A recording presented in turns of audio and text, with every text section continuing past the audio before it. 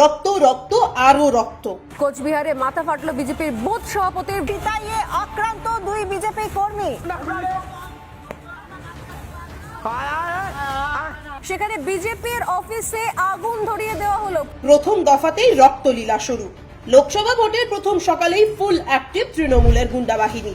সন্ত্রাস, বুথ দখল, ভোট লুট, ছাপ্পা, বিজেপি সমর্থকদের ওপর হামলা, কিছুই বাদ যায়নি গণতন্ত্রের মহোৎসবে। নিজের চোখেই দেখে নিন আজ সারাদিন ভোট সন্ত্রাসের রিক্যাপ।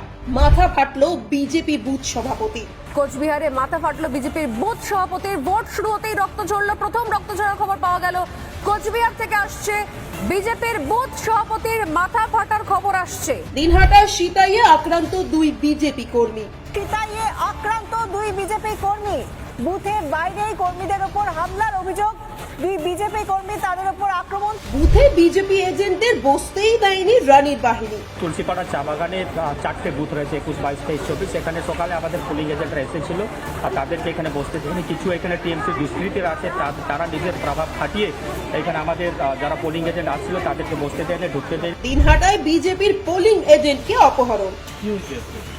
আমি বুথে যাচ্ছিলাম এবং আমার আরও যারা যারা এজেন্ট আছে 11 গুটির মধ্যে প্রত্যেকের বুথে যাইতেছিলাম।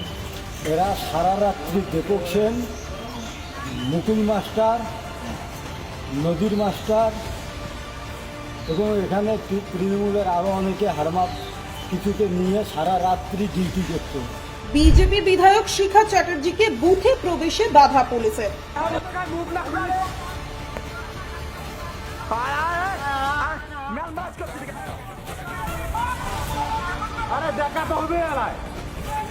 যে ঘটনা ঘটেছে ডাবগ্রাম ফুলবাড়ি কেন্দ্রের বিধায়ক শিখা চ্যাটার্জি তিনি নিজের নির্বাচনী কেন্দ্রে তার বিধানসভা কেন্দ্রের মধ্যে ঘুরছেন, তাতে প্রাথমিকভাবে তৃণমূল কংগ্রেসের আপত্তি এবং তারপরে আমরা দেখলাম সরাসরি পুলিশ তাকে আটকাচ্ছে।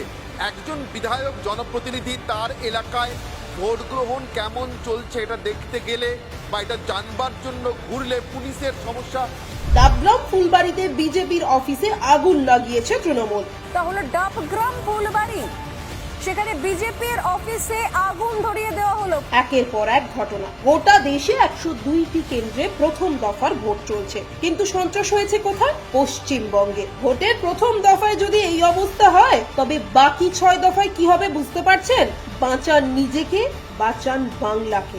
বদল আনতে ভোট দিন, সুযোগ আপনারই হাতে।